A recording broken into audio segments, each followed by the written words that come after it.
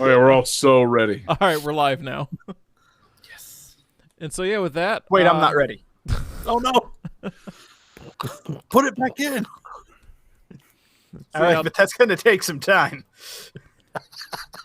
All right. So is everybody ready for the countdown? Yes. Yep. Yes, please. All right. 5, 4, 3, 2, 1, go. Welcome to Game That Tune.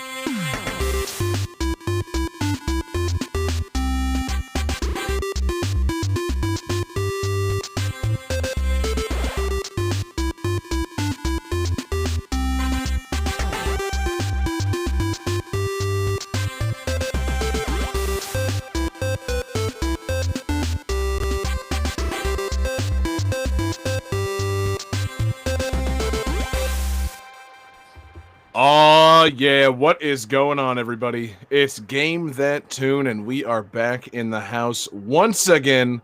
It's your boy, John Harrington, here. We've got John Regan with us. Say hey. Hey. We've got David Fleming. Say hey. Hey.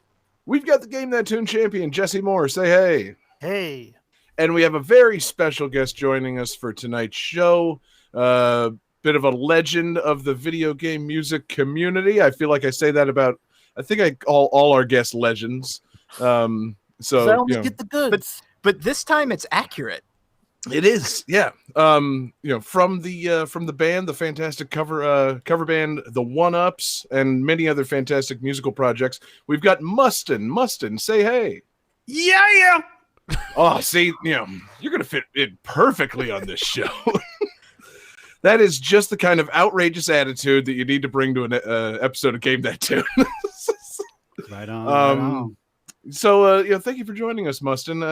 Despite your legend status and your mononym, people may not know, really what you're all about, how you ended up here on Game That Tune. So, if you want to tell people who you are, what you're doing here, feel free. Okay. Can I pass? Yeah, sure. So, Mustin, he's just some guy that we found for this episode. I was like, it's episode 253. We need a guy. And Wait, It was John. $50. It was $50, right? So my Venmo is at. No, my name. Hang on. We're missing the way that this is supposed to go. Mustin pass, so it goes to Johnny. Johnny, explain who Mustin is. yeah. Who is he? What is he doing here?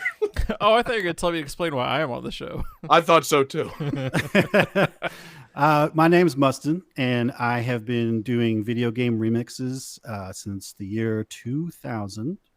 And I participated in the first actual licensed fan arranged album that was called Project Majestic Mix. Awesome. And I have spun off with my own thing that I did with Dale North, who is now a video game composer, that we did called One Up Studios. And then we actually started a band that was then called the One Up Mushrooms from 2000 to 2003. And then you got that C&D. yeah.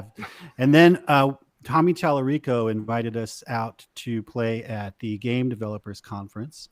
And when he, I don't know if y'all know him, but he's a pretty fast talking dude. And so he was trying to organize everything, and he would just go, "Hey, One Ups, go over there. Hey, One Ups, do this." And so we were like, that's kind of badass. So then because of Tommy Tallarico, and this is a story I don't know if I've ever told, but because of Tommy Tallarico, we became the One Ups. And then we released our first album in 2005, and we have 9 albums out now. I keep looking over here because there's this curio cabinet that I have that's filled with my albums. Cabinet of memories slightly off yeah. camera. I tell Google, I say, Google, turn on my ego. And she goes, okay, turning on your ego. And the little light inside of the curio cabinet comes on. And I just look at all those freaking CDs I made. So yeah, I've done all this stuff and making video game arrangements. And then I've also done a whole bunch of original stuff. And right now I'm composing a soundtrack for a VR game, which is pretty cool. It's a free game that's going to come out later this year, maybe early next year. So I stay busy, man. Still working on stuff. The One Ups are still recording. I'm working on like a chill hop video game album, and just rocking and rolling, man. Very cool, man. And now one more thing for your ego. You're here on episode 253 of Game That Tune, the Hell most yeah. fantastic episode of Game That Tune ever. I'm gonna So print out the transcript and put it in the curio cabinet. oh man, yeah. We're going to make sure the cover art for this episode is inappropriate for your curio cabinet. It's going to be great. I am excited. So yeah, what we're going to do here is listen to some video game tunes. We've each got 3 songs from a game. We're going to try and guess each other's games based on the songs with a little trivia hints. We're going to goof off and have a lot of fun. The winner at the end of the night picks a theme for next week's episode and plays a bonus tune. And our winner last week was me, fantastic me. And I had anniversaries on the mind. I was thinking game history. Excuse me. We just passed the 30th anniversary celebration for a certain blue hedgehog who shall remain nameless. Awesome. And yes, that one. Jazz Jackrabbit. And it got me thinking about anniversaries and a long-running series, and I want to do games that are at least 30 years old or games from series that have been around at least 30 years. So we've got some maybe some old school games, maybe some new school games from some long-running series. But it has to have started or existed before 1991, which yes was 30 years ago, fellas. I try not to think about that. Yeah, I don't. Yeah, the 90s were still 10, 15 years ago, right, guys? It's okay. Passage of time, all good. We've all made our peace with it. It's great. But Have we? Yeah, we have, haven't we?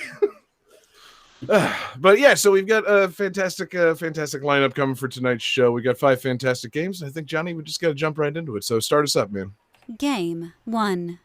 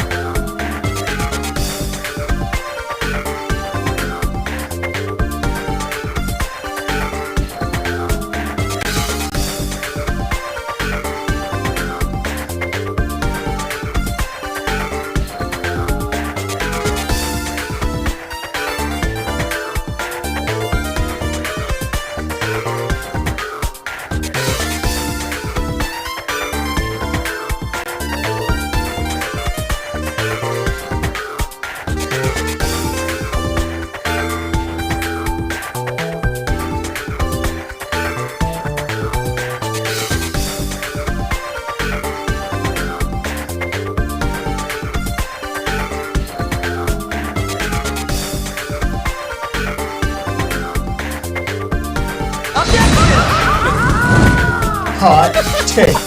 That's my bad.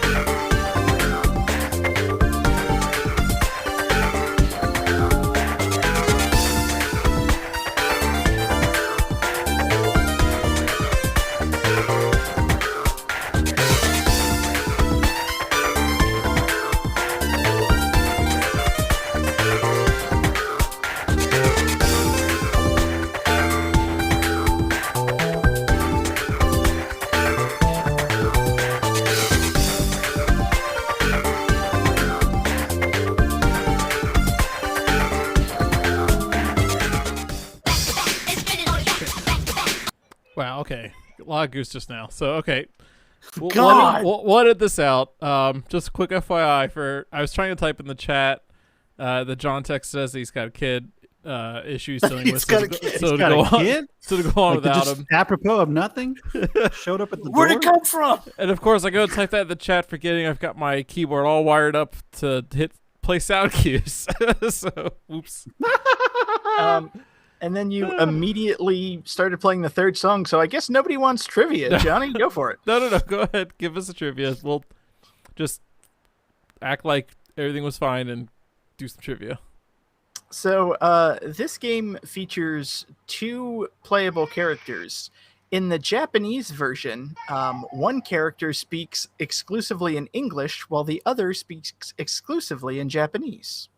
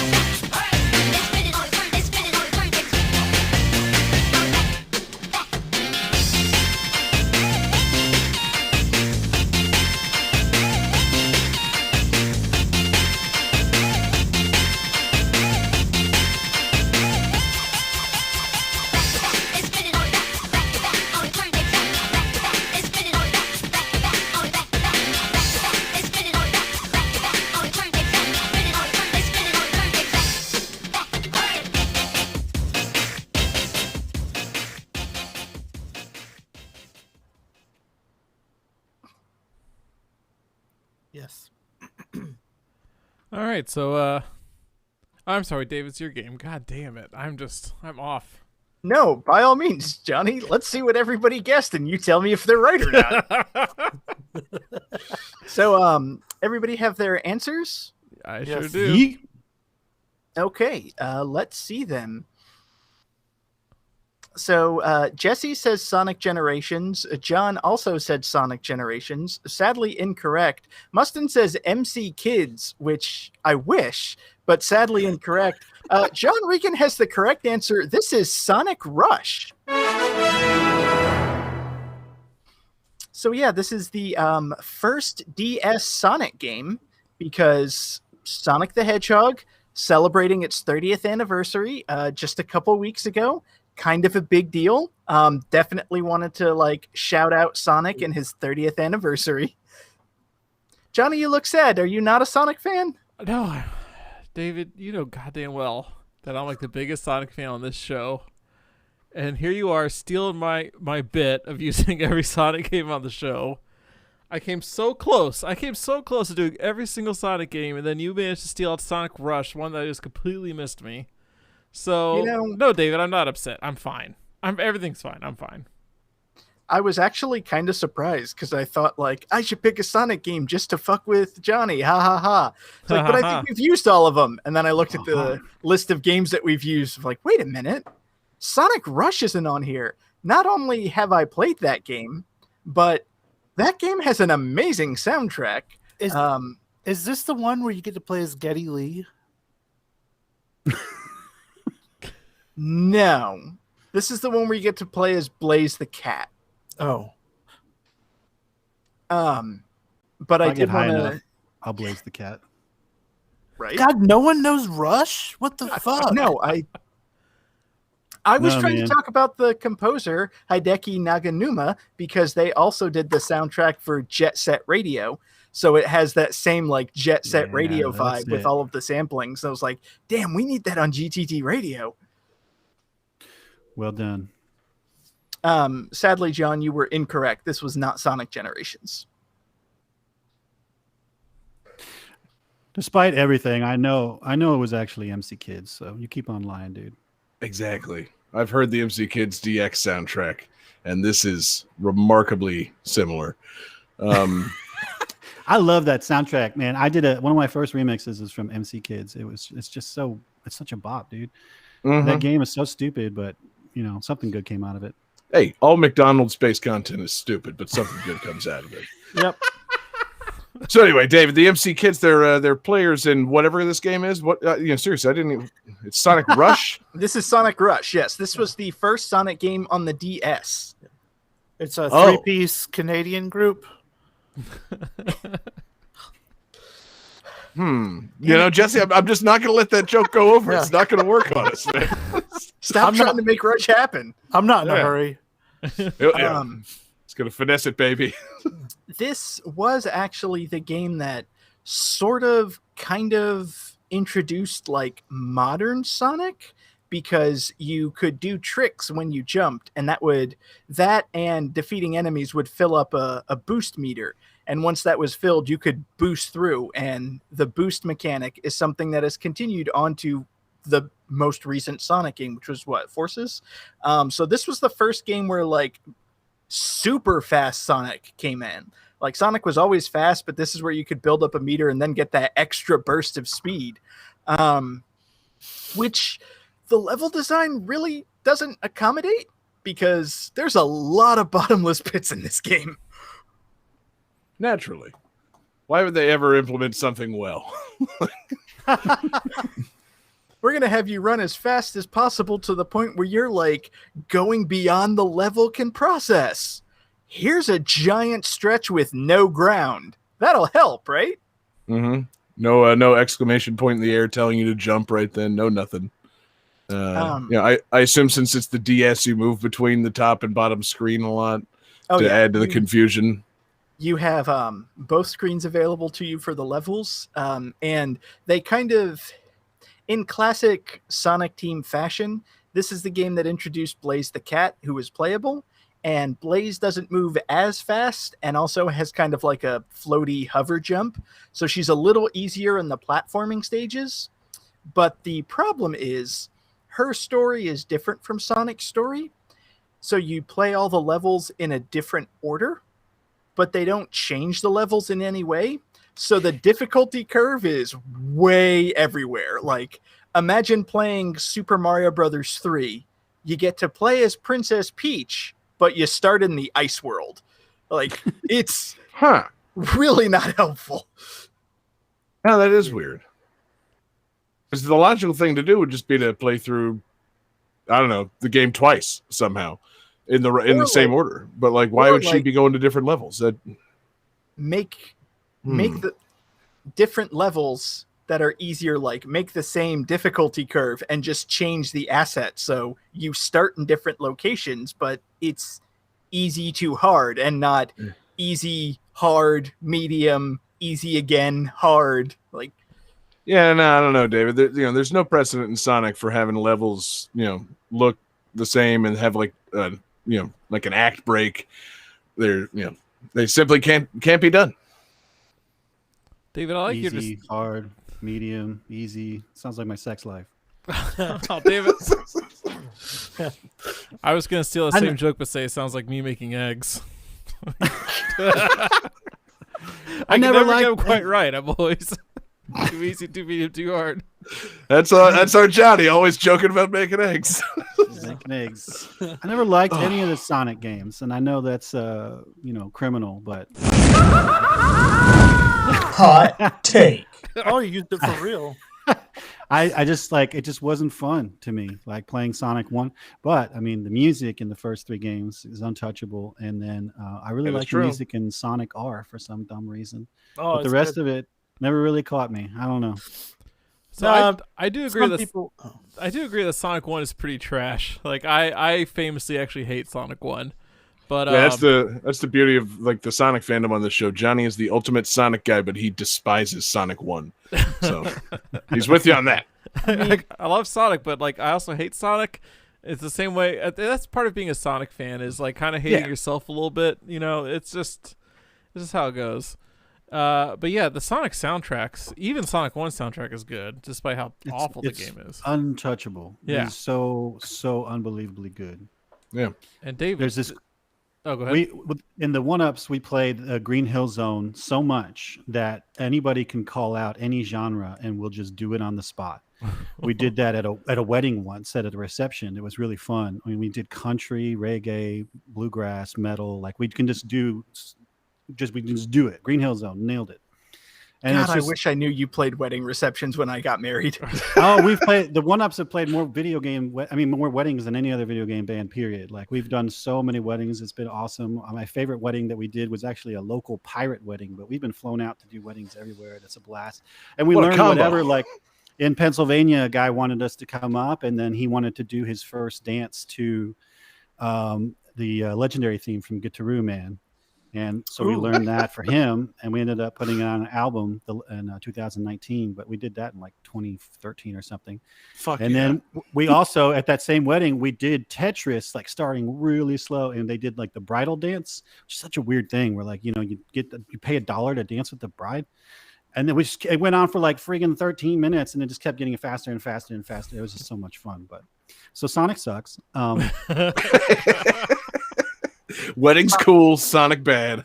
However, Sonic Rush, pretty all right. If you say so, David. If you say so. That's my review. It's pretty all right. Sounds kind of like a fly-by-night situation to me. Jesse, it ain't happening, man. Oh, it's happened. It's happened. And I've got all the signals. Oh, oh man. Man, see, David, I was all prepared to game over you for this, but I'm glad that you did check the list. I'm glad this didn't turn out to be Generations. Glad it turned out to be this other thing that no one played. I mean, Good pick, played man. it. Yeah, that counts. And that's why I say, like, I can speak with conviction that this game is all right. All right. Like, it has some really fun parts. It has some really cool parts. And it has some parts that are really not. And I think that kind of sums up the Sonic's past 30 years. I was going to say, that's Sonic in a nutshell. I mean, anytime you play a Sonic game, it's like rolling the bones.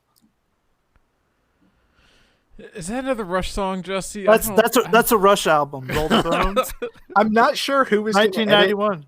I'm not sure who's going to edit this episode, but please leave in all of these awkward silences. Oh yeah. Rush. Okay. The no sell on the jokes is staying in the whole time. Jesse wants to do this. He's going to do it to death, man. That's right. Oh God, that's not a Rush reference. I just, I don't know Rush references. Sorry, Jesse. That's all right. We can't all be Clockwork Angels. God, he's just like got a list up, doesn't he? Jesus. No, I'm watching wrestling. Yeah. Anyway, David, is there anything else on Sonic? I don't want to say the subtitle of it. Anything else on the Sonic game that you've chosen? Sonic on the DS? No. It's Blaze is cool. Are they? Oh, and that's the thing, like, everybody always shits on, like, all of Sonic's friends and everything, but I like Blaze. It's a cat. Cats I are like cool. cats. There was already a cat in the Sonic series. They didn't need two cats. Fuck Big. I do. Whoa. Yeah. That's my motto. It's right here on my shirt. I should have seen that coming. Oh, you did. You will. When I'm done fucking Big. Oh, he fits in perfectly on the show, guys. Johnny, keep it going. Game 2.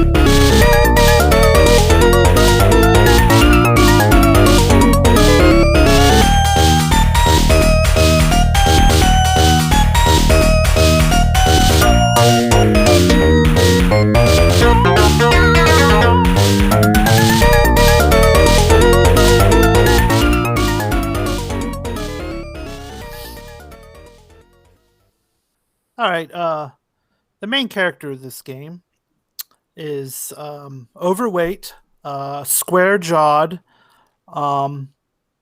He's loutish and lewd, perhaps influenced by lad culture of the 1990s, which is odd. He has a very limited vocabulary, his favorite phrase being unga bunga and not much else. He has a balding head cut into a punk-style mohawk, and he is in a rock band. He's the guitar player / singer for this band.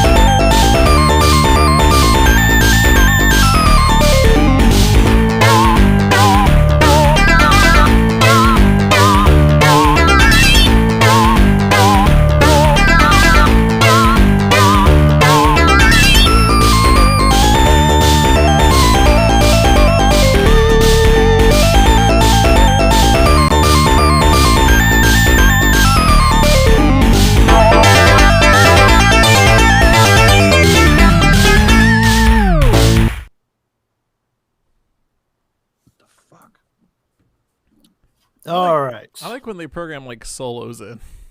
Yeah. I like when they That's program fun. up endings. Yeah. So what you guys got? Oh man, let's see. We got all right, David with moving pictures. That's not the correct answer this time. Mustin with Kid Chameleon, incorrect. John with Alex Kidd, incorrect, and Johnny with the right answer, Chuck Rock. This is Chuck Rock on the Sega Genesis. It's one of those cavemen games. Remember when we were making a bunch of cavemen games? Yeah, there was a weird period in like the end of the 80s, beginning of the 90s when cavemen were just the rage. Yeah, we'd all moved on from Australia to cavemen. Yeah, That's the natural progression. exactly. I'm not sure what came after that. I guess just the 90s in Robots? general. You got Paul Hogan. Then after that, you got Fred Flintstone. And then on who Right. comes after that? But, yeah, the timeline's all off, John. I was just going to say, you got to give it up to Joe and Mac and Chuck Rock. Yeah. And Bonk. Bonk. Bonk? Yep, Bonk. Yeah. Yeah. Does Bonk have a last name, or is he just Bonk? No, I think he's He's a just bonk. mononym. I think Okay, it's yeah. Airzonk. Air Bonk? Bonk Airzonk. Ah, okay. I get my wires crossed sometimes. But yeah, so anyway, yeah, Chuck Rock. That's a game that I'm vaguely aware of. I feel like this was featured on Nick Arcade several times, and I've never played it. I'm Yeah. kind of amazed because I'm reading about the game now, and it says the character of Chuck Rock was an early mascot for core design before the introduction of Lara Croft in the Tomb Raider games. And That's like, what we all moved on to. We moved on from cavemen to boxy boobs. and my Makes mind sense, is just man. being blown that Chuck Rock got Alex Kidded by Lara Croft. Well, Fuck yeah, good. he He did deserved have. to. Look at him. I don't know, These man. idiots. He was in a band, and this is the thing that I was interested in is discovering lad culture. What is that? Yeah, no, like it's something Yeah, about long like ass dick.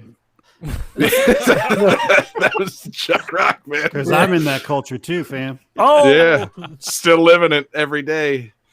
But I mean, isn't that something like British hooliganism? Like, Yeah, it's how like can a caveman be a part of like? some kind of you Brit know. pop movement. Yeah, Like Great. Let's see. We got a real Encino Man thing going, also early 90s. Oh yeah, there you go. That's another one. And that It's movie like- with Ringo Starr. Oh wait, no, that was way early.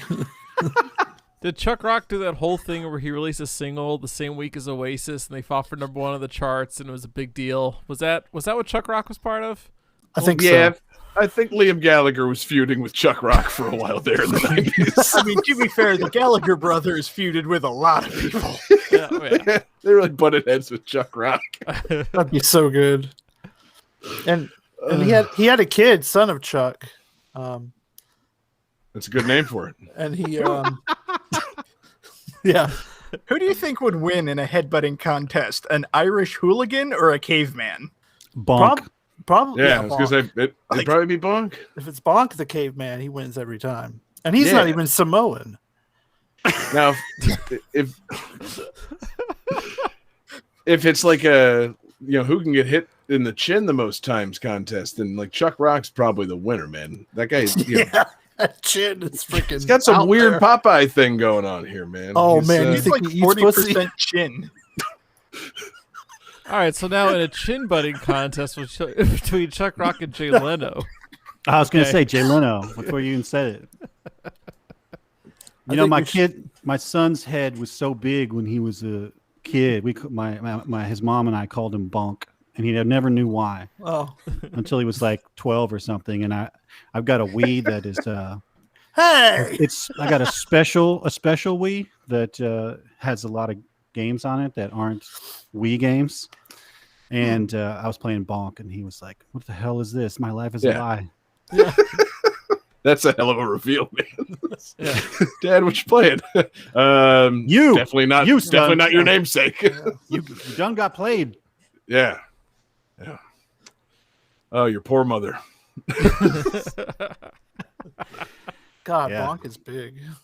Yeah. So anyway, Jesse, you actually have you actually played Chuck Rock? Do any Yeah. of those things that you described actually take place in the game? Because it seems like it's just fucking caveman. Well, Like, does he okay. play in a fucking heavy Yeah. metal band or Yeah, whatever? And At the opening screen is that title song, and they're playing. It's him, his wife, and a dinosaur with long hair.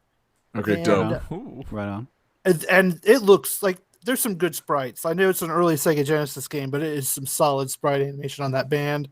Like the game is just like you said, it's like one of those, you might have heard of it, never played it, I had it on Game Gear as a kid. So, which is weird. I don't know how my parents decided that was the game to buy me. Yeah, you look kind of like a caveman. Yeah. I suppose this one looks kind of like him. Yes. God, imagine buying games based on what they look like to your kid. Yeah. I'm trying to think of what games I would have been given as a kid. I guess Mario. Yeah, I was going to say, that explains all the Mario games I got. Yeah. Well, that's got a white person on it. Give it to John. Oh man. I But, think I would have got Laser Shoot Larry. Was that Yeah. right? Oh no. Why did my parents buy me Galaga? Here's the secret, David. You're actually Superman. They found you in one of those, like, in a crash-landed ship. If only. Crash landed giant insectoid ship. Yep. There was actually two of you, put together, but one of you got captured. It's a whole big thing, David. That's a whole. Maybe you heard of it. I have a brother? So I'm reading about it now, Jesse, and also, is the villain of this game a caveman version of Gary Glitter? Yes. That's Isn't that not great? timely. It's- That does not hold up. I mean, they were ahead of the game. Like, yeah. I mean, he's a villain. Yeah, sure is. Yeah, I don't know if I want to know about the plot of this game anymore. Like, how prescient it was in the Gary Glitter accusations. But yeah, Well, you Yeah. can use your Jesse, what- stomach as a weapon. okay, You're back in. You just Sure. you just like poke your belly out and hit things, hit little dinosaurs, and they die with your you like stomach. punch with your stomach. Yeah, you punch with your stomach, like a good old gut punch. But That's you're lad actually, culture, baby. yeah, and you do. Whenever you jump, you can perform a kick. You could also pick up rocks and chuck the rocks. Ah. Um, Whoa. Oh, I get it. You eat lots it- of ground meat, which Like is always fun. Ground up meat or meat No, found on the ground? Meat found on the ground, like hot Oh, okay. dogs, steaks, turkey legs. Do you call any meat that you find on the pig ground heads. ground meat? Sometimes. I mean, if you play Castlevania, like it's called wall chicken. So yeah, obviously it would be ground meat. I guess so. That's the technical term for it.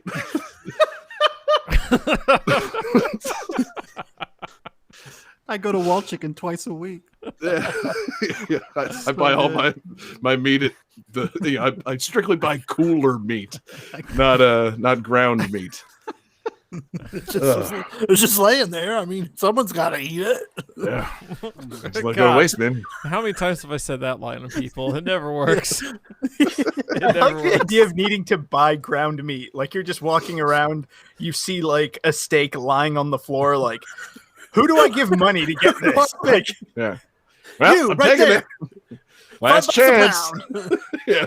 Okay. It also. I mean, yeah. Anyway, sorry, Jesse. That was literally just a point of clarification. Like, do you mean ground up meat or ground meat?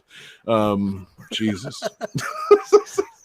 But, perfectly, all right game. It doesn't seem like it's too hard. You can ride on pterodactyls, or they more or less carry you somewhere.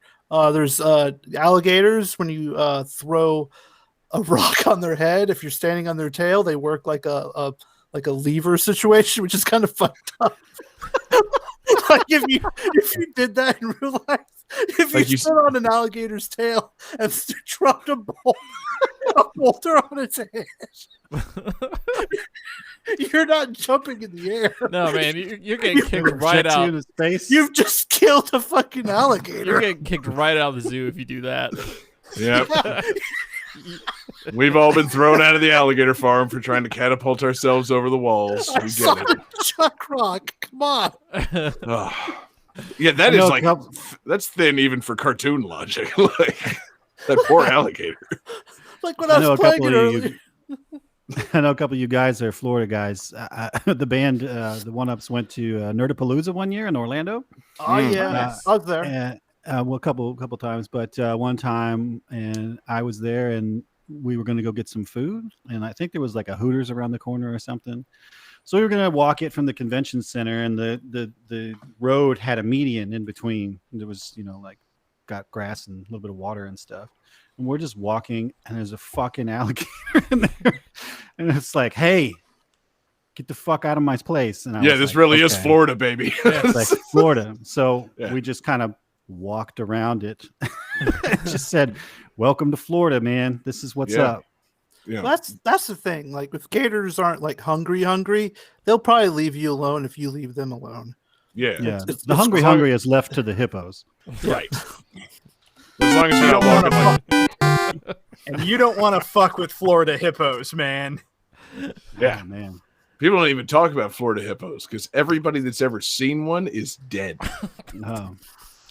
I thought Double I saw one at dead. the Hooters, but I guess I'm still alive. Oh. Wait, But yeah, so anyway, yeah. No, gators they're you can fuck with them a little bit, but you don't want to drop rocks on their head or like a boulder. walk a small dog around them. But like, Yeah. you know, Oh, I fuck with them. I ate one a couple nights ago. see, yeah, Well, Yeah. yeah, gator tail's good. you win. You've I won. eat gator you know. nuggets. Mhm. It's delicious. It's the way to be. But no, don't try to use them as a springboard for yourself. That I'm so that- curious now. I mean, that's the thing. They're not rigid. Like it doesn't make any sense. Like there's no like fulcrum point in the gator that makes that happen. Like it just Fulcrum point in the gator. I think we just found tonight's episode title. Did we? Point the gator. Oh my god, that's great. I mean, gators are kind of flexible. It's not like, their sternum is a fulcrum. Like, Yeah, I that's understand what what I'm you're saying. saying. Yeah, just the physics of trying to use a gator as a catapult. It just doesn't quite make sense. But see, that's just the Florida man in me speaking. I just know too much.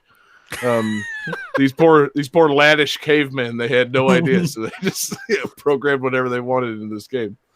But yeah, Jesse, it's a hell of a pick, man. Yeah. And so there were Chuck Rock sequels. Did you say that there was Son of Rock? Yeah, there was Son of Chuck Rock. And Great, there might have been one for like Sega CD or something, of course. but it has good music. Yeah, who's the composer? Oh crap! It's Matthew Simmons. Matthew Simmons. Yep. Good music. Yeah, real good. Yeah. Good caveman music. Better music than a caveman game needs, quite frankly. Because, in trying to really get the authentic caveman sound, really there shouldn't be music at all. It should just be the sound of like rocks hitting together. Yeah. Maybe jungle noises. So music really takes it up a notch. So good on them for that. Jesse, anything else on Chuck Rock or Lad Culture or Gator cartoonish days. Right, exactly. Yeah, using alligators to perform insane tasks. No. What would you use an alligator for if you were a caveman? Think of an application for an alligator, real quick. Food. I think it'd be like a dog. Weapon. Just walk around A like an alligator. dog. This is my pet alligator. Yeah. It's true. And we never saw him again. What about like a skateboard? They don't run that fast. Yeah. And also, Well, like, okay, you would fine. never Like you would Yeah, never well- be able to do like a diagonal line. Yeah, so a one, John. wakeboard. Yeah, I was gonna say gators do not have wheels, but now wakeboard. Now you're talking. Yeah. A surfboard workout. Great. Oh, it's like in that Red Dwarf episode where Ace Rimmer uses the alligator to parachute down. like parachute down. Yes. Yes. That's what I would use an alligator for if Yeah. I were a caveman, a I- skyboard. If I were a cave person, I would use an alligator for base jumping. Bingo. Game 3.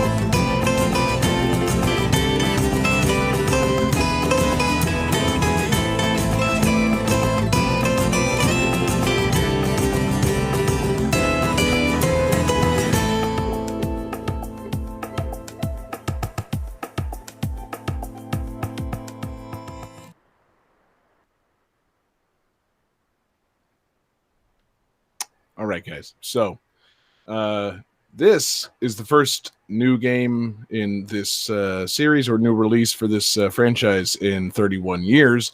And at the end of each level, your character will pick up a food item alongside the hamburger from the original game. You can now eat a Spanish omelet or some fish and chips.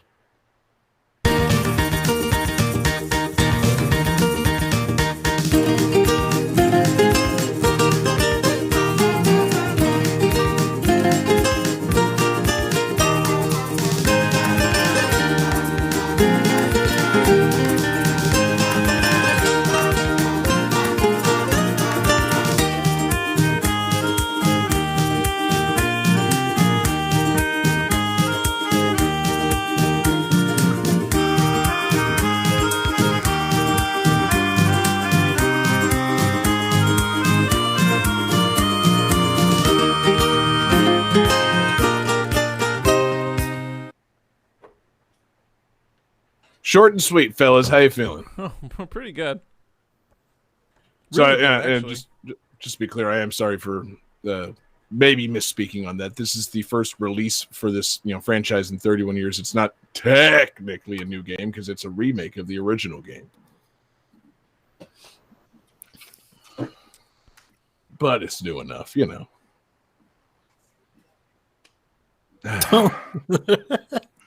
Johnny's got an alligator with a PSA saying, "Don't throw rocks at my head." Let's see. Mustin says Burger Time 2, The Revenge. Unfortunately incorrect. And looks like David and Jesse both have the correct answer. This is Alex Kidd in Miracle World DX. Suck it! That's for you, Jesse. Thank you. Telling you to suck it. Yeah. Alex Kidd. Anybody familiar with this kid? Oh, unfortunately. I'm familiar, but I've still not played an Alex Kidd game. Oh, good. Good. You Who should would keep it have? that way? Yeah, I mean, seriously, they haven't made games in about 30 years, and then this one comes out, and it looks very charming and very cute. I like Think about going into a house. A dude challenges you to rock paper scissors, and you lose, so you lose a life. Right.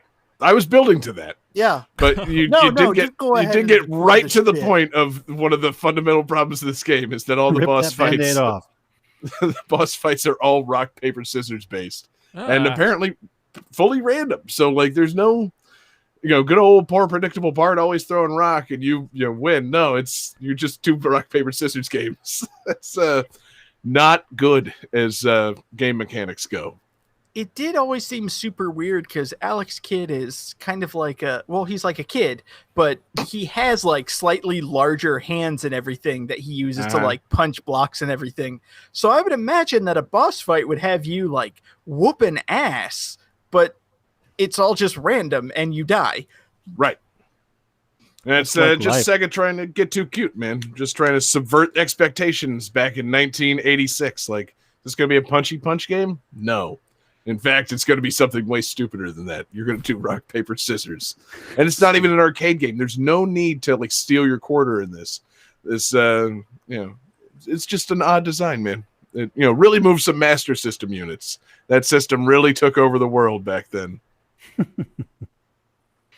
Johnny, you were an Alex Kidd guy, right? Oh, absolutely. Fully. Oh yeah, I was all in on Alex Kidd, and I was really disappointed when that didn't pan out. I had all the shirts, I had all the hats, I had all the games, and then he got Sonicked, and that was the end of Alex Kidd. That kind of sucked. He came and went. Yeah, I mean, good. Yeah. Get out of here. Yeah. Next game. No. I don't know about that. I mean, there's a little more to say about it than that. Namely, whatever. No, Alex Kidd, he's he deserves to live in obscurity. No, fuck no, because that's the thing. They just released, and no offense to Sega, but I got a couple of beefs with this re-release. It looks charming. It exists. Here comes my fucking, my big unfurled list. No, I like the new graphics. I like the the updated look. Everything's cute and cartoony. But you can do the little thing where I think they did another remake where you can hit a button and just switch back to the original graphics. And it's like, oh, okay, so this is really just like straight up, not a whole lot of new features or anything. This is a port of a 35-year-old game. Okay, that's not awesome. So, so like when you're playing the game, it's like the screen's a little barren. Like everything looks nice, but it's like you and one other thing on screen and maybe some blocks, and it's just kind of like, oh yeah, this is a 35-year-old game. I'm not paying $20 for nice looking version of a 35-year-old game. I'm simply not doing it. That's my main beef. And then also, if Sega really wanted to put Alex Kidd back over, this game just came out a couple of weeks ago. This game came out on June 22nd worldwide. Got a big old promotional push, right? Everybody heard about this. The game came out. Everybody knew. I saw they Yes. did it, and I was like, I had no idea. Exactly. Yeah, but Johnny, you don't pay attention to this, so. But I mean, Sega, in true Sega fashion, buried this release. It came out June 22nd. Johnny, care to tell everybody what June 23rd was? I believe the 30th anniversary of Sonic the Hedgehog. Yeah, that's it. Where they had like a big symphony concert and a bunch of new news and a big celebration of all things Sega, and would have been a real great chance to have Sonic show up and be like, "Hey kids, this is Alex Kidd. He was the original me, and you should play his new game." So, Hey wait, kids, this is Alex Kidd. He died so I could exist. Exactly. So you're saying the Sonic the Hedgehog concert ends. Sonic the Hedgehog walks out on stage, and then using that exact voice you just used, "Hey kids," using my sick voice. Hey children, it's your old pal Sonic, and I'm here to tell you should download Alex Kidd in Miracle World DX. I would pay good Robert money. Loja. I'd pay good money to see that. Billy, your happen. mom's right. Yeah. This boy, Alex, what a boy. Somebody start that change.org petition to get John to be the new voice of Sonic the Hedgehog. God, that's a gig I would take in a heartbeat. Fuck John Ralphio and the guy from the Sonic Boom cartoon. But yeah, I would take that gig because gruff old Sonic needs to be a thing. But really, they just God, they even need to if Sega wasn't involved in this remake, which I actually don't think they were. I think it was a couple of indie studios, and Sega was just like, yeah, sure, you have our blessing. You don't have to disguise it. You can just call it Alex Kidd. Even so, they should have still just been like, hey, guys, while you're waiting for this concert to start, we've got thousands of you watching this live stream. There's an Alex Kidd game out. Like, maybe look into it. But no, they kind of Sega'd it a little bit. They you say that Sonic Alex Kidd, Sega'd Alex Kidd. As recently as 2 weeks ago, they just fucked up the release. We've been verbing a lot of shows or a lot of words this show. Mm-hmm. Feels right, man. Feels like the right show for it.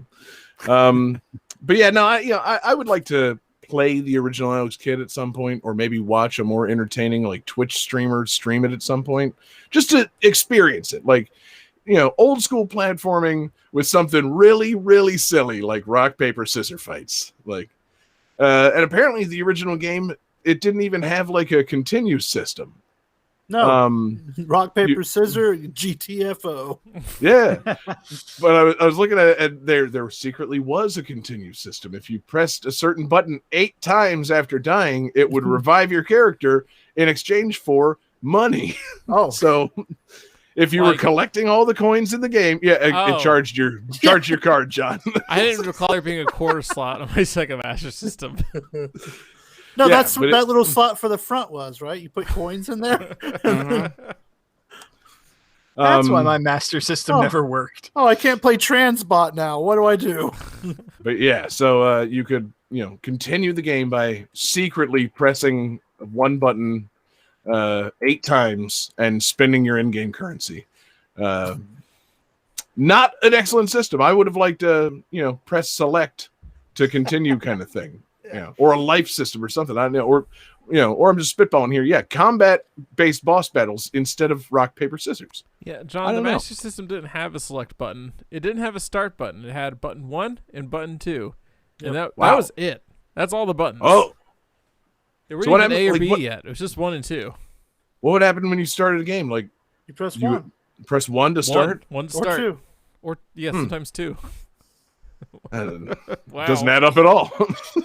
And the pause button was on the console.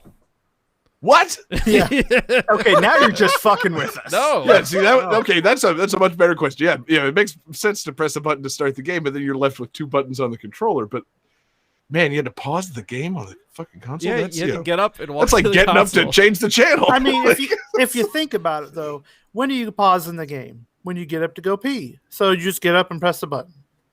Big yeah, but deal. like a lot of action could take place in those moments that you have to walk to the TV to hit the button on the console. Like, not on the Alex, Master- Alex not- Kidd, not an Alex Kidd. Not on the Master Alex System, Kidd's pretty John. action-packed game.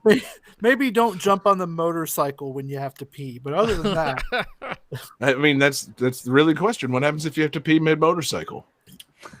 I mean, you're not going to question- last. You're not going to Let last it- on the motorcycle anyway. So Just let it fly in the breeze. Exactly. A question that applies as much to life as it does to Alex Kidd's Miracle World. What do you do? Is it a colostomy bag situation? Do you just like get set up before you start riding? I That's don't know. that's what those saddlebags are for on the side of your. Oh, okay. They're piss. I don't know what you John, but my motorcycle is also my toilet. The pee is stored in the bags. You just go to your Gotcha. garage, and take a big dump on your motorcycle. You know, no, not in the garage. You do it while going down I-95. Cruising down the interstate, 70 miles an hour, just take a big dump right into your toilet cycle. I looked into this, and this is I won't get a motorcycle because I hate putting things into my urethra. See, that's I been won't the do one it. prohibiting Well, you don't- factor. You don't poop out of your urethra. Well, you know, but I brought up colostomy I'm fine. bags, I'm Justin. fine with putting the tube in my ass, but I just don't want to put anything Right? in my No, urethra. it's you know, yeah, the number one tunnel that really keeps you from wanting to ride a New motorcycle. episode title. That's why there's only 2 buttons: the 1 and Yeah, the 2. exactly. Got the 1 and the 2, man. And I'm fine pressing 2, but number 1 is a no-go, guys. Nope. If you have any other bodily fluids, you have to get up, walk over to the console, and Right. push the additional button. Oh, you know, unacceptable. I'm glad they innovated away from that with future video game systems. Anyway, Alex Kidd, you know, he's worthy of our ridicule, but you know, cute little guy. Glad that he got a remake, I guess, finally. You know, maybe that'll spawn some new games. You know, really, because again, Sega with the big promotional push. He's back in the spotlight, baby. Alex Kidd, he's back in the high life again, Steve Winwood style. But anyway, Johnny, let's keep it going. I just made a terrible 80s music reference. Game 4.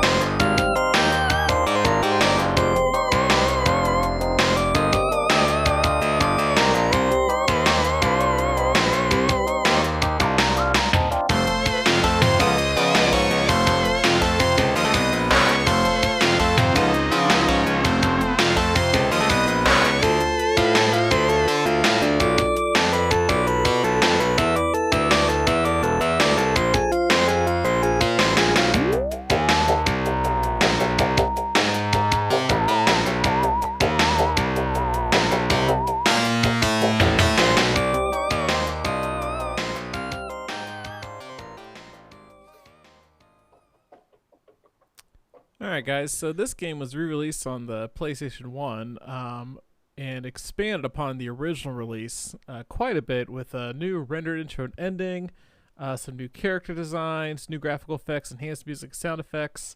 You can choose to play the game in arranged mode version or with the original game and features the soundtrack, which is what we're hearing right now is the original soundtrack.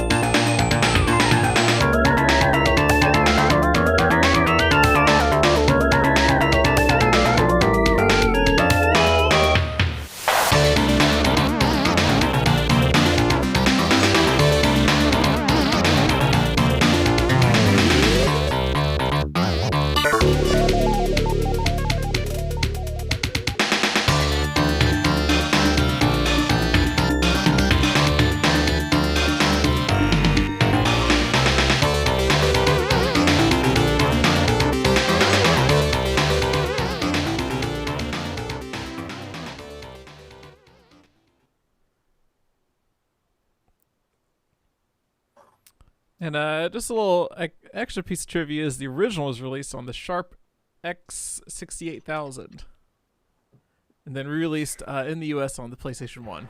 Or worldwide on PlayStation 1. Oh, John's face. Huh? And I'll accept either version of the title.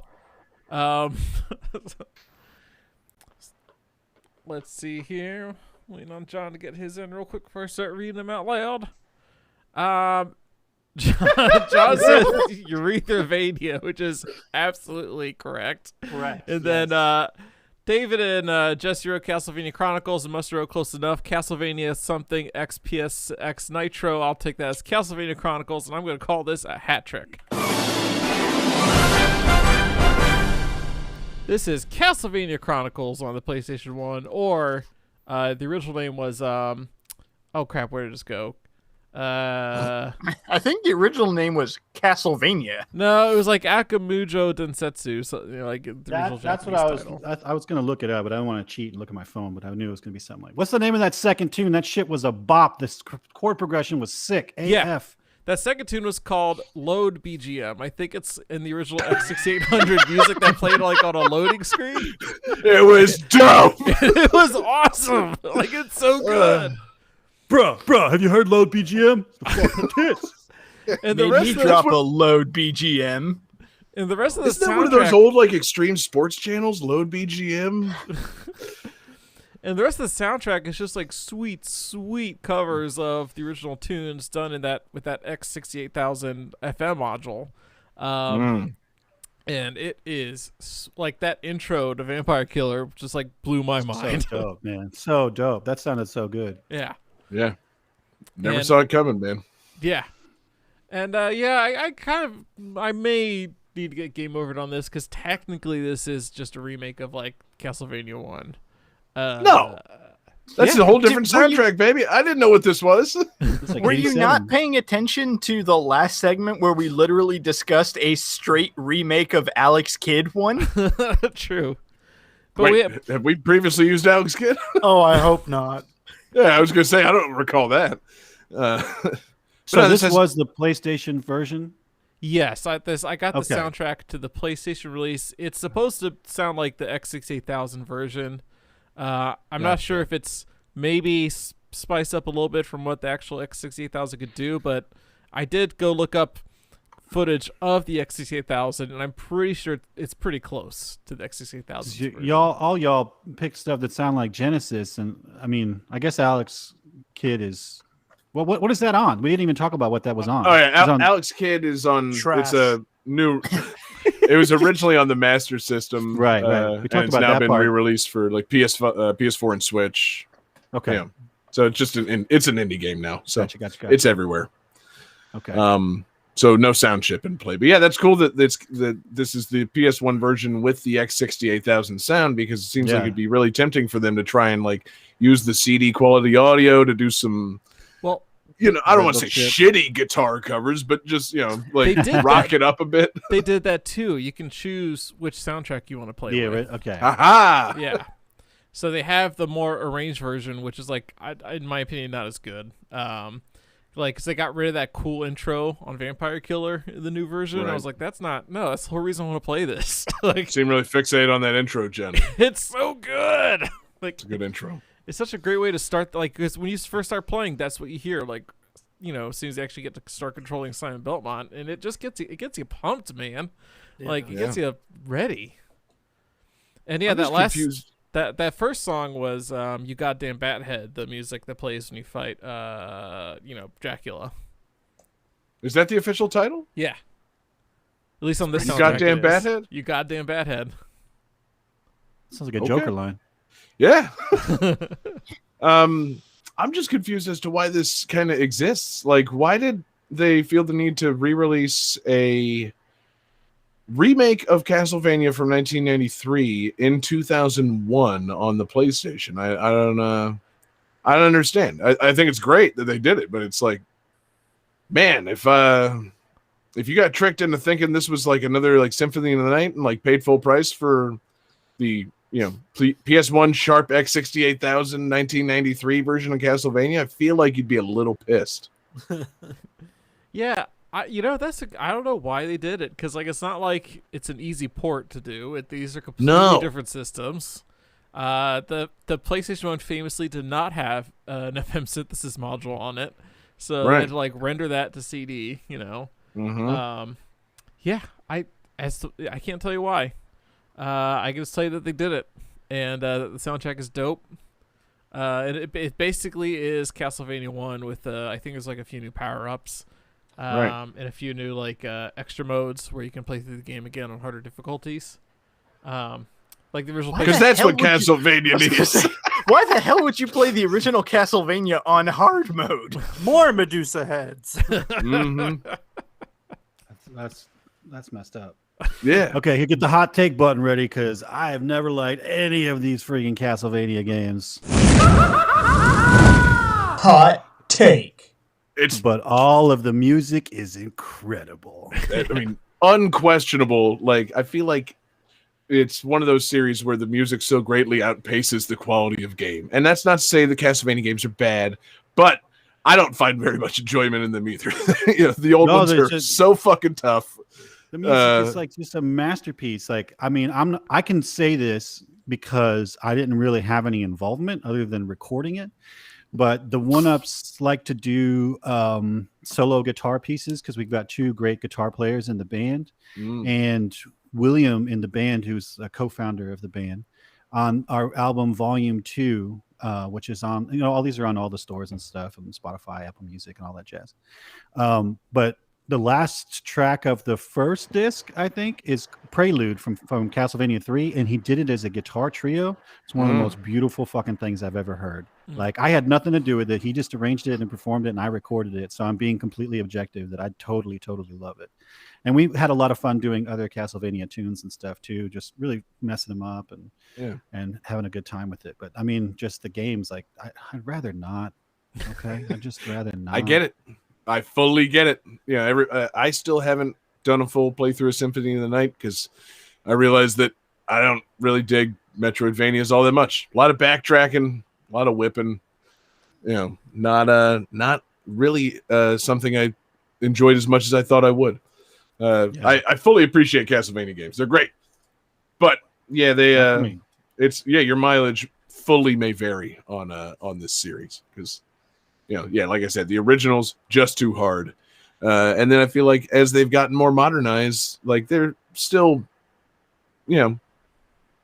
somebody likes them. Obviously they keep making them, but like, I mean, that's the thing. They're like, I don't know. I can't speak to it. Honestly, I shouldn't speak ill of like modern 3D Castlevania games, but it just, because really, actually, I shouldn't speak at all about it because the last 3D Castlevania game I played was on the Nintendo 64, and that was a famous horrendous mess. So I kind of like that game. That game was kind of fun. yeah, I thought it was going to be fun too, and then I never rented it a second time. Yeah, it was a tad inscrutable, but I liked trying to whip things in 3D. It was fun. But yeah, it's an awesome series, and it spawned so many fun now other games, other side-scrolling exploration-based games that it's got its rightful place in like the pantheon of video games. But yeah, no, fully understand if it's just not for you, because it's just not for me either. But the music is again superb.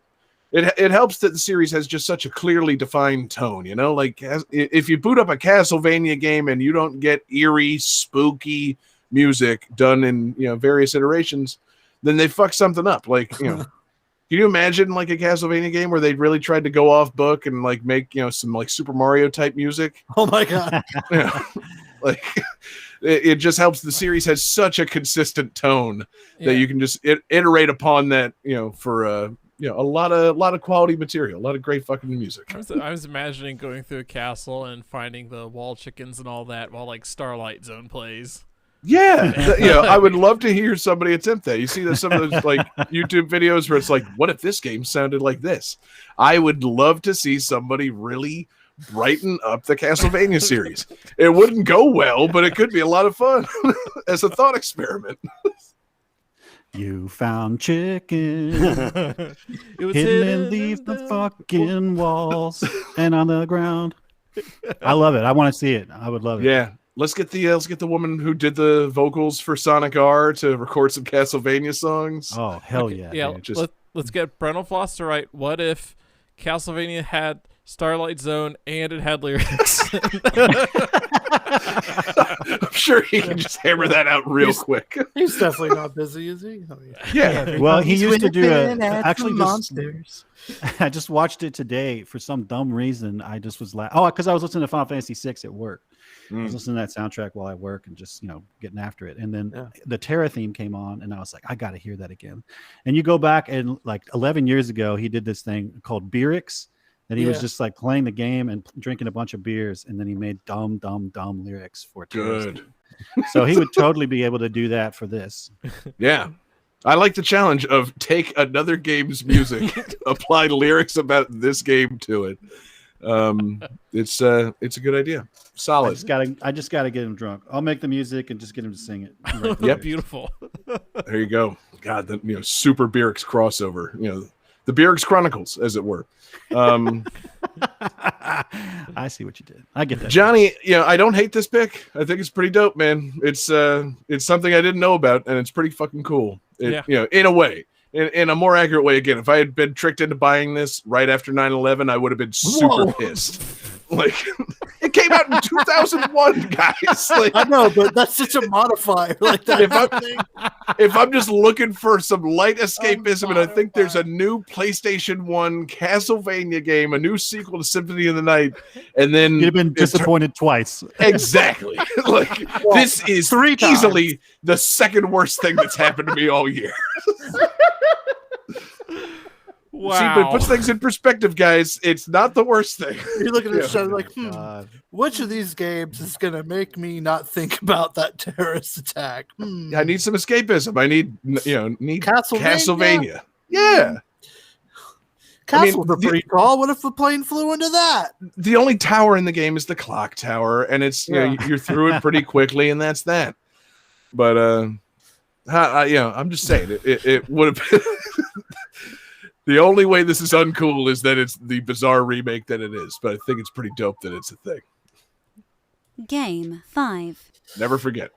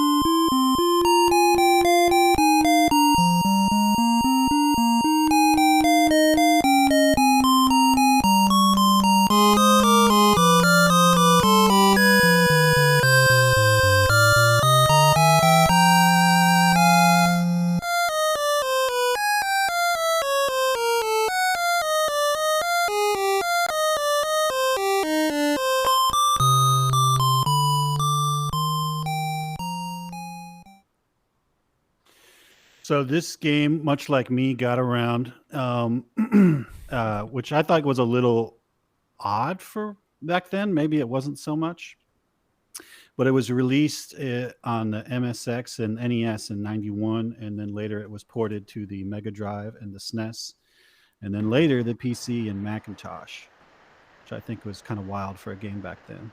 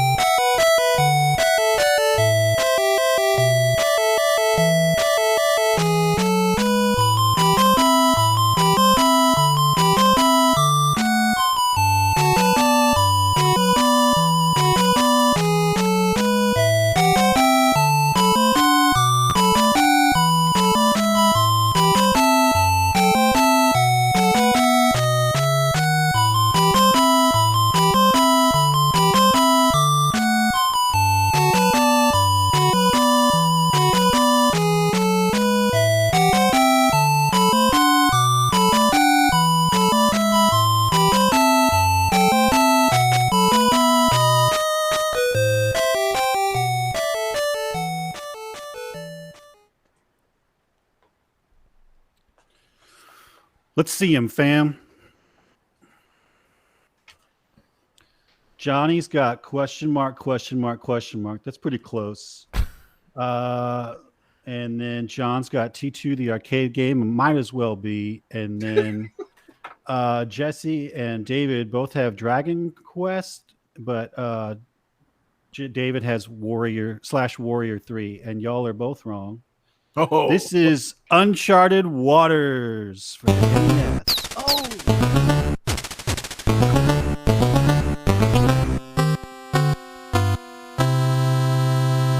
I cannot believe I stumped y'all. I know nothing about this game. You talk now. So perfect this game, segue. Johnny, is about looking pirates. at you. The game is one of these games that I would never play. It's super convoluted. Like it's about sailing. It's got this story. It takes place in the 1500s. There's nothing about it that I like. But the music is pretty good. The music is pretty dang good, and it's composed by Yoko Kanno, which we know she is a mad powerhouse, especially in her anime stuff and then the bit of video games that she did. And so the reason I got turned on to this is because a long time ago, there was a remix on Overclocked Remix when I used to listen to every single one that came out. And one came out from Uncharted Waters First Horizon, which was on the Super Nintendo and also ported to a bunch of games. So this game came out in 91, and then Uncharted Waters First Horizon, or whatever it's called, is 1993 or something. But that was on the Super Nintendo. And it had this piece of music, and this person did an arrangement, and it was so beautiful. It's called Mast in the Mist, and I've listened to it for almost 20 years now.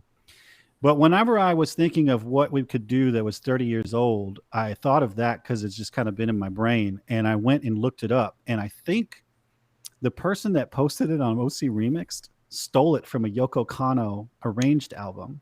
And I've got to go verify it. And then if I do, I'll tell the people over there to take that shit down because it's like a super obscure game that nobody played.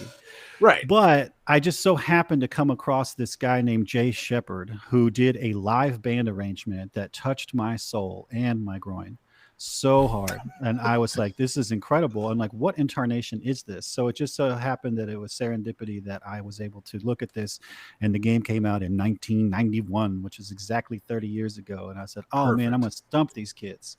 Yeah. And it did. You did. Yeah. You showed us. Yeah, you really did, man. You're like in those Sonny Chiba movies where he goes to the karate dojo and beats up everyone. And he's like, Yes. I love that guy. And when I checked your daunting Excel sheet, I was like, there's no way. And I searched for like First, I searched for Horizon, I searched for Uncharted, I searched for, and I was like, I can't believe it. I think I might get this. And I did. I got to give it to you, man. Yeah, I thought this episode was going to go a lot differently. I was picturing this being like, things over 30 years old, so I thought it was going to be a lot of long-time series. I thought we were going to have like Final Fantasy and Mario and shit. And instead, we ended up with Sonic and Castlevania, but then Chuck Rock, Alex Kidd, and now Uncharted Waters. The Koei pirate game. Like, hell yeah. Cool. Trade freaking sugar and armed weapons. Ridiculous. I love it. No, Yeah, so I'm reading like about it now. It's wild. so Yeah, like it a is. Kingdom of the Three, or the Romance of the Three Kingdoms, but pirates. Yeah, but I wanted to like get an idea of what was going on so I could like talk about it. All the playthroughs are like part 1, 9 hours. Jeez. It's a Nintendo game. Shit. What a mess. Yeah, So but you never know what's out there, man. Those waters, they're uncharted. Yeah, like it's just I assume you spend most of the game lost. Like, there's no guides for this game. Oh, Yeah, that's otherwise it. it's It's set in the age of exploration, so the first 9 hours of the game is just sail left and hope you find something.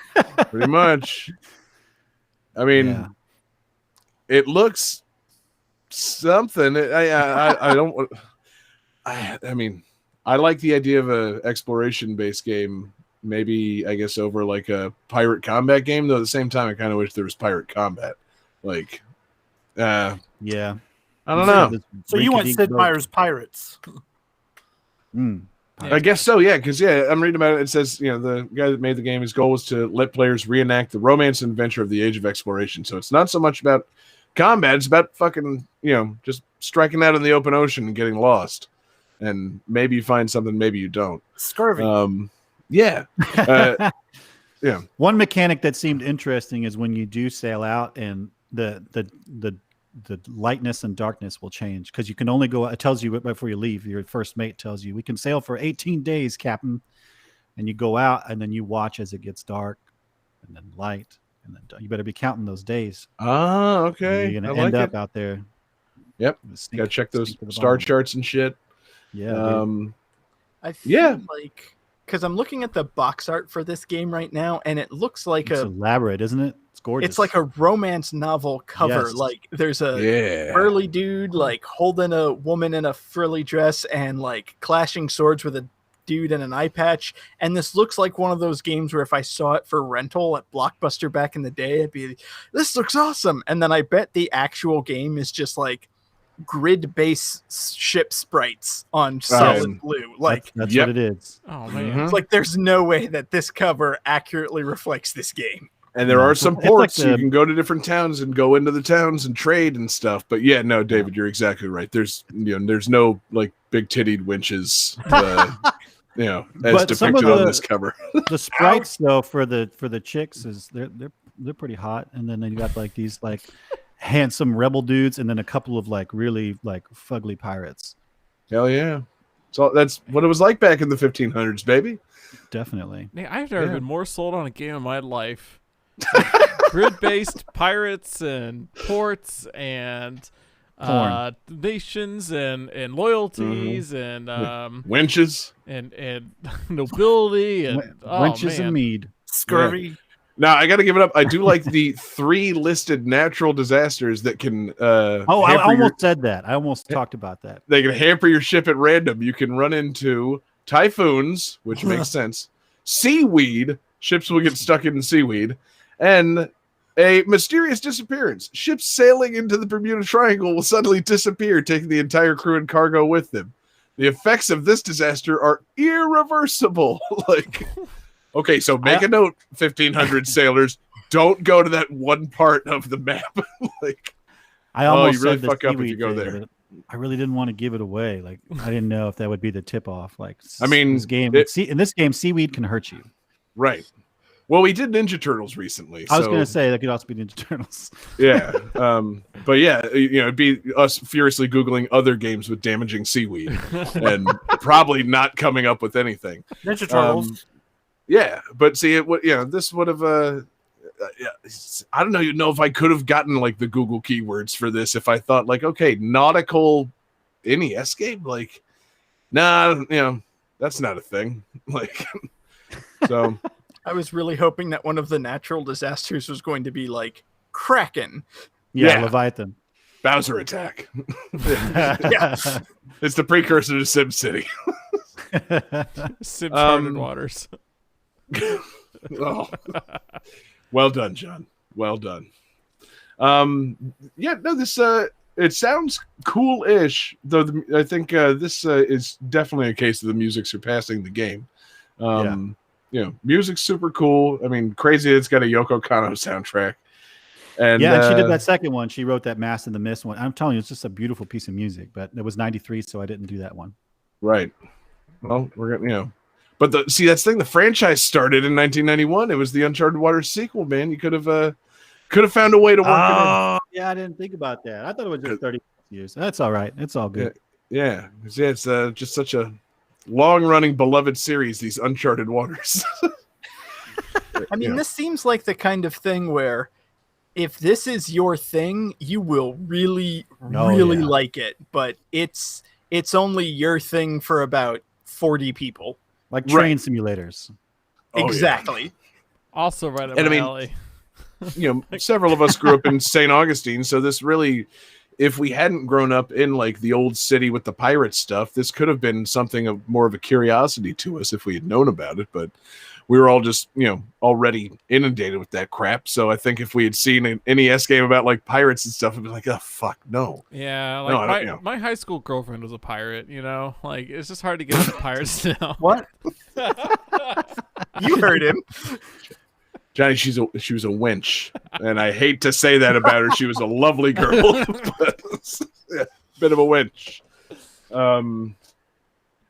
Man, wow. I thought for a second Johnny was actually telling a true story. I was really racking my brain on Johnny's girlfriend in high school and trying to be did she do pirate shit? No, that's a he's legit just thing in St. Augustine. Yeah, exactly. We grew up in St. Augustine. She really could have been a fucking pirate. She spent a lot of time on Napster. Yeah. Oh. Taking down Metallica.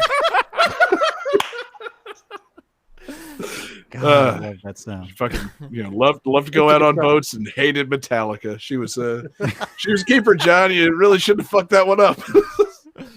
But anywho, Uncharted Waters, pretty dope. An unexpected finish to the show. Truly, what a pick, man. And I think if there's nothing else, then Johnny, I think it's time to activate the calculating computer. Calculating computer activated. Computers. Beeps. Space! Boops. Scoring complete. This game's winner is John Regan. Yeah. Wow. We had a 3-way tie, and I decided just to give it to me. No. But no, of all the people. We have an esteemed guest, John. Yeah, so I kind of dropped the ball in making a win jingle for Mustin, so I just played mine. But we'll give it to Mustin. We'll give him the win. Okay, Oh, so thank you. parentheses. I Mustin literally got wins. nothing right. I told you I was going to fail this miserably and have a good time doing it. Hey, that's what we do most episodes of Game That Tune. That's the fun thing about doing a video game music guessing game is, it's a lot of fun and you look real smart when you know the music. And then in the other 70% of the episodes, you just kind of goof off and talk a bunch of bullshit. And that's just kind of how it goes. So That's the charm. That's Yeah, what we we're- do on Game That Tune. We fail up. I mean, think about it, what's a good batting average for a major league, baseball player? Like if you batting 300, you're doing really well. Like, I figure that's about how we do on this show. Everybody gets a good show. There's some good tunes. Every now and then we sock some dingers. But for the most part, it's a long, boring game. Whoa, you're not selling it at all. I've realized we're the baseball of podcast guys. I'm so sorry. No, I would say the other. I love it. I The think it's baseball of podcast. We get so much better when you're with friends and beer. Exactly. Thank you, Hey, David. that's- I knew there was a reason. So Johnny, should I treat you as the winner or should I treat Mustin as the winner then? Treat Mustin because he's also the only one that uploaded bonus music. Good man. Okay, so Hey! Mustin, congratulations on winning the episode. Thank you so much. I'm so Mhm. excited. And so as part of your handsome prize, you get to pick the theme for next week's episode, which you will not be participating in. Oh dear God. Yeah. Games I with love- balloons in them. See? Done. I didn't catch that. What was that? Games with balloons in them. Games with Oh, okay. balloons. Okay. Easy enough. Yeah. Wow. Yep. Mine goes to balloon fight, but then you're like, wait a minute. Wait a minute. Do frogs count as balloons? I mean, if you blow air in them, Like in Dig Dug, yes. Blow them up. Yeah. Yeah. Almost Think about anything it. you put air into technically becomes a balloon. So Oh, well then I've some calls. if you can blow Floodgates it, are open. it's valid for next week's episode. God save my urethra. episode title. Oh, yes. So fantastic. What do man. I get to do now? Do you want me to plug myself? Like plug my urethra? Yeah, I do the outro of the show where I thank everybody for listening. Tell them to watch us. We're live every Wednesday at twitch.tv/GameThatTune. We're on YouTube. Check us out. We're live Wednesdays at 9. We're in your podcast devices on Tuesday mornings. Head to GameThatTune.com or wherever you get your podcasts. I thank our patrons over there at Patreon. Thank you guys for supporting us. You guys get a lot of fun bonus content when we get the chance to make it. You guys keep the lights on at our 24/7 live stream, the GTT Radio at twitch.tv/GTT Radio. And we thank you guys for supporting us there. And we thank our absurd fans on Patreon: Alex Messenger, Lance Revere, Damian Beckles, Bradford Stevens, Daniel Perky, Taylor Y, Sam L, Mork, Tasty, Gremory, Phoenix Tier 2121, Unsaddled Zebra, and the last Rican. Fantastic group of patrons that we've got over there at patreon.com/GameThatTune. There was no request tonight, but I tell everybody to make requests in our Discord or send them to us at our email address, GameThatTune@gmail.com, or find us on Twitter at GameThatTune, or find us individually on Twitter. I'm there at JGangsta187. You can find John Regan on Twitter at JP Regan Jr. You can find David Fleming on Twitter at DFD Fleming. You can find Jesse Moore on Twitter at Sega_legend. And Mustin, I don't know if you Twitter, but this would be the time to tell people where to find you or what you got going on. So for the active guest, this is now where you plug your stuff and talk about what's going on. At Mustin is my Twitter. And Dang, how creative! I can't believe they that was available. I've been there since 2007, baby. Wow. Okay. Yeah, you So, got in there I'm first. Not even like Twitter- Mustin Twitter underscore. Just Nope. Mustin. Yeah, boy. So Fuck yeah. you can find the band, the One Ups, at THEONEUPS.com. We're on the YouTubes. All the music you want to find is going to be on all the major stores, Spotify, Bandcamp, all that jazz. Mm-hmm. You can look for the One Ups. That's my band that does video game covers. That's all that we do. You'll never find anything else. Then there's the stuff that I do under the name Mustin. My last album is called The World is Square, where I did arrangements of Final Fantasy IV, Secret of Mana, Final Fantasy VI, and Final Fantasy VII. Yep. It's a very, very cool, chill album that I love. I And, greatly enjoyed listening to that. That was a wonderful Awesome. discovery. As soon as we Thank you booked so you for the much. show and I Googled your name, I listened to that entire album. Sweet. I have these cool Yeah. visualizers on YouTube. If you want to find my YouTube page, Mustin Enterprises, there's a playlist for that where I made these pretty things to look at while you're working and stuff for that whole album. Check it out, see if you like it. And then I also have a group called the Bad Dudes. We did some cool stuff like a Metroid Arrange album for the 25th anniversary. We did an album called The Very Best of Sega, if you want to look at that, you Sega nerds, you. And then we did a Mother tribute, which has Mother, Mother 2, and Mother 3. Ooh. 2-disc set that we did in association with Fangamer. That was a lot of fun. Hell yeah. So that's a lot of music, fam. And then I've got all this other stuff. I do hip hop beats for Beefy and Mega Ran. I've done remixes of MC Front a lot. I do some backing music stuff for Brental Floss. I do beats for MC Lars. Cool. Get around, man. I told you, much like Uncharted Waters. I get around. Yes. And I make a mean lasagna. So holler at me. Okay. Hell yeah. I want that recipe. And now is the time where you get to tell us the bonus tunes that are taking us home. So I get asked a lot about like what am I wanting to do? And I think I'm going to die with a to-do list in my hand. And the number one thing is a live quartet or quintet of the entire Darkwing Duck video game soundtrack from NES. Yes. I just want it to be a live, pure jazz, Make it piano, happen. drum, upright bass, drums, and then saxophone. Big hats.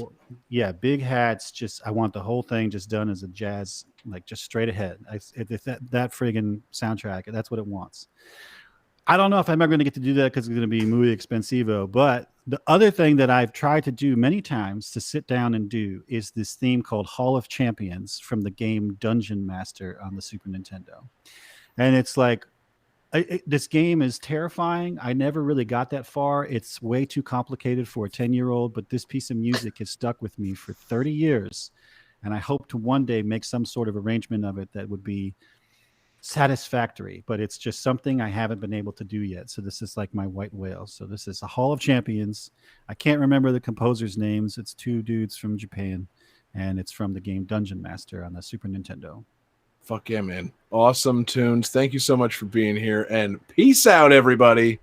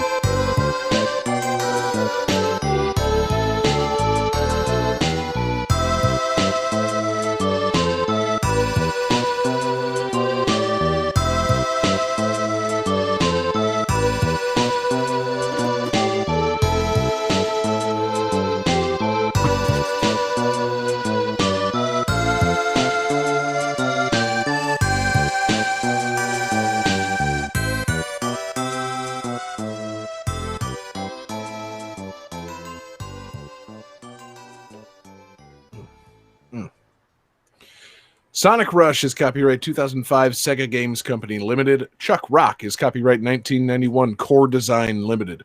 Alex Kidd and Miracle World DX is copyright 2021 Merge Games. Castlevania Chronicles is copyright 2001 Konami. Uncharted Waters is copyright 1991 Koei Company Limited.